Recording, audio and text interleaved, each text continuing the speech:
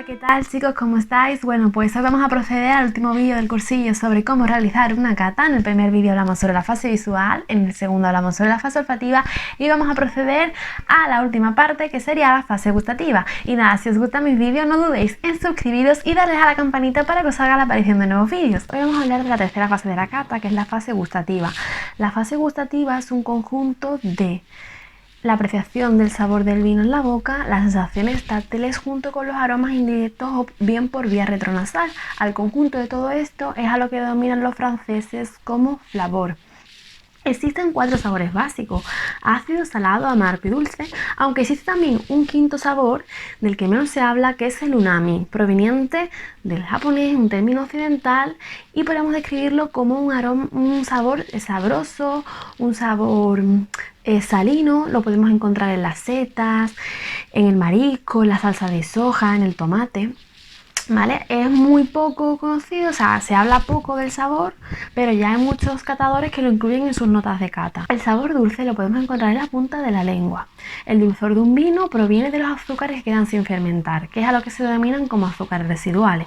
En función de la cantidad de estos azúcares podemos clasificar a un vino como seco, semiseco, semidulce y dulce. Luego está el sabor ácido. El sabor ácido lo podemos encontrar en los bordes de la lengua, debajo de la lengua, en el labio y los dientes. Y provienen de los ácidos del vino, como el ácido tartárico, el ácido cítrico y el ácido láctico. Luego tenemos el sabor salino, que lo podemos detectar en la parte posterior de la lengua y provienen de las sales de los ácidos como los fosfatos y los carbonatos. Por ejemplo, en el caso de los vinos generosos, como es el caso de la manzanilla de San Lucas, es muy frecuente encontrar estas connotaciones salinas. Y por último, el sabor amargo, que lo detectaremos al final de la lengua una vez que el vino es tragado. Y el responsable de ese sabor amargo son los polifenoles. Por ejemplo, es muy fácil detectar este sabor amargo en los vinos tintos, ya que son muy ricos en polifenoles. Y ahora vamos a hablar de las sensaciones táctiles. El sentido del tacto está relacionado con la temperatura del vino o la inducida por el propio vino, la calidez producida por el alcohol, la frescura por la acidez, la suavidad, la aspereza, la astringencia, el volumen o el cuerpo. Es decir, son aquellas sensaciones que nos deja un volumen de vino en la boca, es decir, están relacionadas con su estructura y con su cuerpo. Ahora vamos a hablar de algunas de ellas. Por ejemplo, la astringencia. La astringencia se aprecia por la cavidad bucal, produciendo un encogimiento de los polifenoles junto con las proteínas de la saliva. Decimos que un vino es astringente cuando nos deja una sensación de aspereza y de sequedad en la boca. Luego tenemos el cuerpo de un vino. Es la sensación que nos produce un vino de densidad, complejidad, viscosidad. Para que me entendáis, es como si tuviésemos que masticar el vino. O sea, un vino va a tener más cuerpo cuanta más sensación nos dé de masticar ese vino.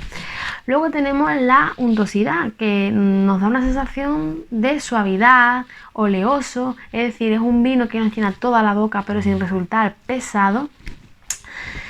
Y luego tenemos la efervescencia, que es muy frecuente encontrarlas en los vinos espumosos y gasificados. Nos produce una sensación de picor burbujeante producida por el gas carbónico. Y por último, una vez que el vino ya está tragado, tenemos que evaluar la persistencia, o lo que es lo mismo, el tiempo que nos dura el recuerdo gustativo. Entonces, dependiendo de ese tiempo, pues clasificaremos al vino como largo, corto o medio persistente. Es decir, la intensidad del posgusto es lo que tendríamos que evaluar. Y luego también, una vez que el vino es tragado, tenemos que evaluar por vía retronasal cuánto tiempo nos dura ese recuerdo aromático. Para ello tendremos que realizar un barboteo en la boca para realzar los aromas y defectos por la vía retronasal. Y dependiendo de cuánto tiempo nos dure ese recuerdo aromático, clasificaremos al vino como gran, medio o corto persistente por vía retronasal. Y por último vamos a proceder a explicar las 3 etapas de la fase gustativa. Primero sería el ataque, segundo sería la evolución y tercero sería el final en boca. En el ataque nos introducimos una pequeña cantidad de vino, una cantidad moderada, durante 2 o 3 segundos. En esos primeros segundos vamos a apreciar las primeras sensaciones que nos aporta el vino. Es muy importante aspirar aire. ¿Para qué? Para calentar el vino y que se desprendan los aromas por todas las papilas gustativas. El sabor dulce es el que normalmente se aprecia primero, es el más fácil de detectar. Luego, en la fase evolutiva, dejamos el vino, ¿vale?, remover 10 segundos en la boca, y aquí lo que buscamos ya es el equilibrio entre el dulzor y entre el ácido. o sea, entre el dulzor y la acidez del vino. Y también vamos a apreciar en esta etapa las sensaciones táctiles como la temperatura, la astringencia y la untuosidad del vino. Y por último, al final en boca, ya una vez que el vino nos lo tragamos, ya es cuando tenemos que evaluar el recuerdo gustativo que nos deja ese vino en la boca, así como realizar un barboteo, como dijimos antes, para realzar los aromas y sabores por vía retronasal. Y nada, hasta aquí la fase gustativa. Espero que os haya servido el vídeo y nos vemos en el siguiente. Chao, un besito.